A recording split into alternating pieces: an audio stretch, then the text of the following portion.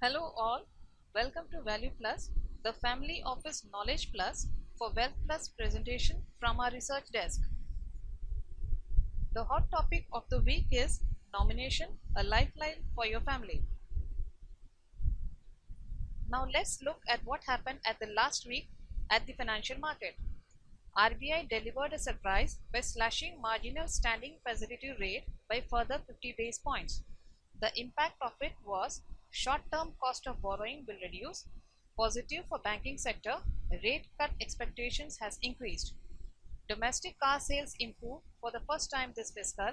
Year-on-year sales grew marginally by 0.73% in September.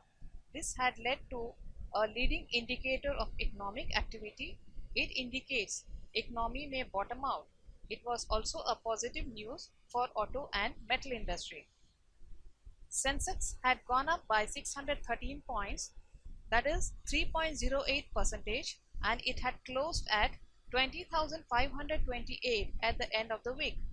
FIIs remained net buyer in equity with net inflow of rupees 2,675.3 crores and net seller in debt segment with net outflow of rupees 4,425.5 crores.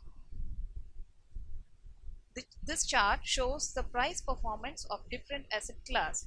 The greatest performer was Sensex, which was 3.07%, and the lowest performer was Gold Spot, which was minus 2.88%. The volatility rose in the market because of US shutdown.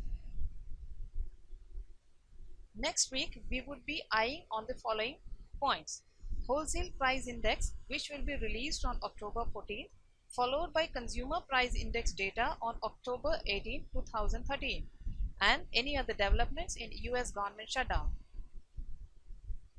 Now, coming to the hot topic of the week, nomination, a lifeline for your family. Let me give you a brief introduction. According to law, a nominee is a trustee and not the owner of the assets. That is, he is just the caretaker of the assets. The nominee will only hold your money or asset as a trustee and will be legally bound to transfer it to the legal heirs. A legal heir will be one who is mentioned in the will. However, if a will is not prepared, then the legal heirs are decided according to the succession laws. Now the question is, why nomination is required? It's good tool to transfer the wealth after death to someone he desires or trusts. If the nominee is not registered, then the legal heir needs to go through the cumbersome legal process of producing certificates like death certificate, proof of relation, etc. So, registration of nominee will make the process hassle-free and will ensure easy transfer of money or assets to the nominee. Now we will look at the nomination rules for different categories. For example, in life insurance, the first choice for nominee must be the family member or the blood relation. For appointing a non-family member, you need to prove that there is some insurable interest in the person.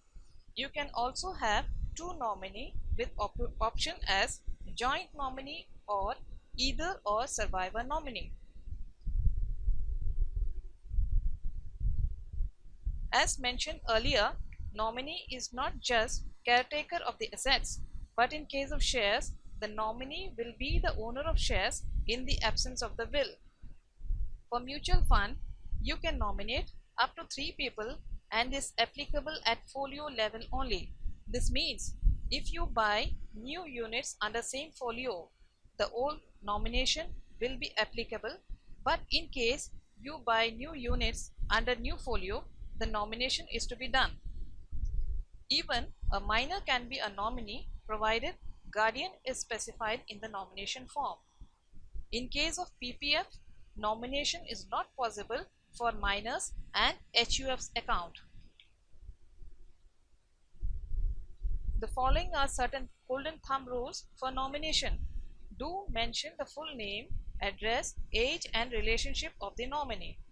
If the nominee is minor, an appointee or guardian is required with his full details. A nominee should be preferably younger than the person who nominates. Update the nominee details whenever necessary. If it is not done on time, it can create chaos for your family. Remember, will is the ultimate source of truth. That means will precedes nomination. Thank you. You can give your feedback on info@valueplusinv.com. Thank you once again.